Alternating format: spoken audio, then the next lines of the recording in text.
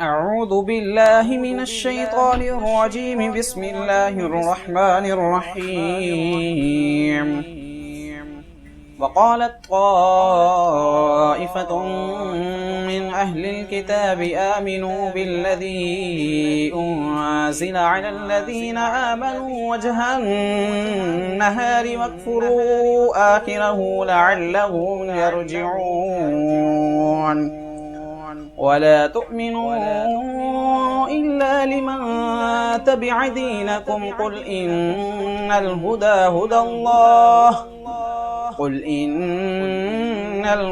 هدى الله أن يؤتى أحد مثل ما أوتيتم أو يحاجوكم عند ربكم قل إن الفضل بيد الله يؤتيه من يشاء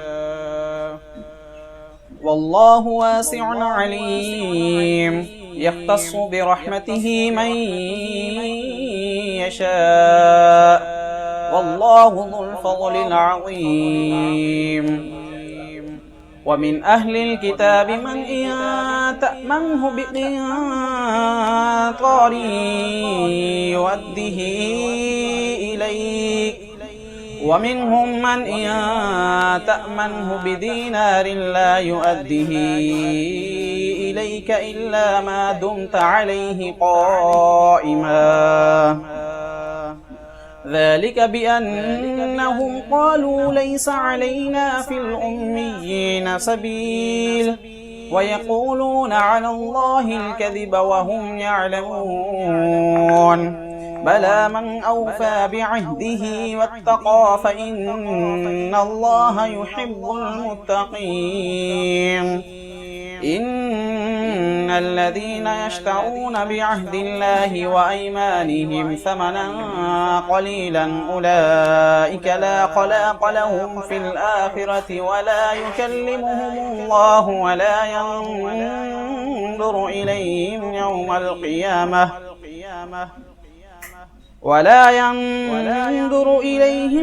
القيامة ولا يزكيهم ولهم عذاب أليم.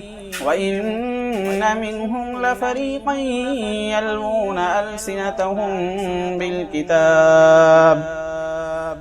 بالكتاب لتحسبوه من الكتاب وما هو من الكتاب ويقولون هو من عند الله وما هو من عند الله ويقولون على الله الكذب وهم يعلمون. ما كان لبشر أن يؤتيه الله الكتاب والحكم والنبوة ثم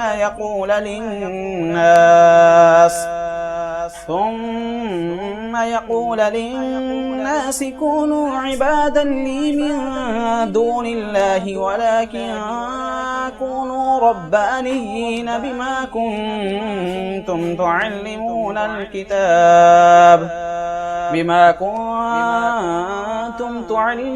الكتاب وبما كنتم تدرسون. ولا يأمركم أن تتخذوا الملائكة والنبيين أربابا أيأمركم بالكفر بعد إذ أنتم مسلمون.